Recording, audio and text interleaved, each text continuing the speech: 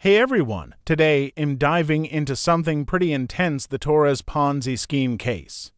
It's a wild ride of financial deception and human impact, and I really want to unpack it all. We'll look at what happened, who's involved, and why it's so important for all of us to stay aware and think critically about our financial decisions. So, stick around. Okay, so let's get into it. The Torres Ponzi scheme has caught a lot of attention lately. It's basically this massive fraud operation where people were lured into investing their hard-earned cash, only to find out it was all just smoke and mirrors. I mean, it's heartbreaking, right? We're talking about 109 crore rupees lost by investors' money that people thought was going to work for them, but instead, it just vanished into thin air. And there's this whole team, the Economic Offences Wing, or EOW, that's been working tirelessly to bring the culprits to justice. They recently made some arrests, including this guy Armen Garun Atayin, who was allegedly a key player in this scheme. It's just a reminder of how crucial it is to have law enforcement digging deep into these cases. I mean, it's not just about the money, it's about lives being affected, and the emotional and financial toll it takes on the victims is just devastating. Now, Ponzi schemes, what are they exactly? They're these fraudulent investment scams that promise high returns with little risk.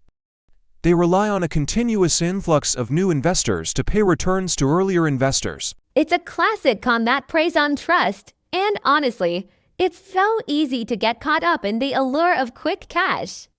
I have to admit, the thought of it makes me feel a bit anxious. Like, how could someone be so manipulative?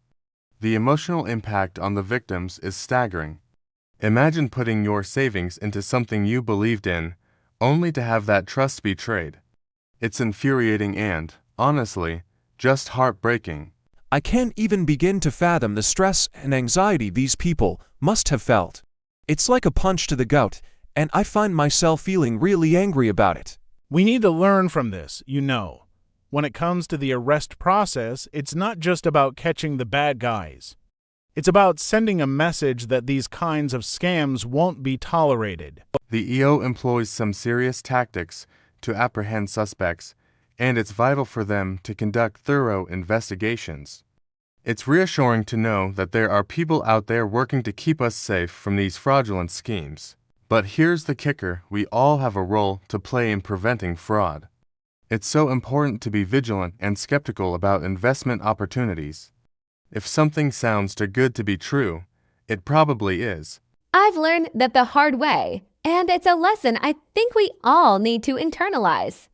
We can look at the Torres case as a cautionary tale and use it to guide our future decisions. As we wrap this up, I just want to highlight the need for responsible investing and awareness.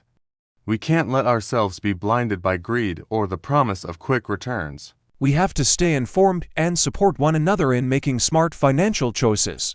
So, if you found this content valuable, please hit that like button, subscribe, and drop a comment below to share your thoughts. Reflecting on all this, I realize how important trust and financial literacy are. We need to seek knowledge and support when considering investments. It's okay to ask questions and dig deeper. It's empowering, really. Even though this situation is tough, I'm grateful for the lessons it brings. There's a silver lining in every cloud, right? If we can learn from these painful experiences, maybe we can turn them into something positive. So let's keep the conversation going, stay aware, and look out for each other.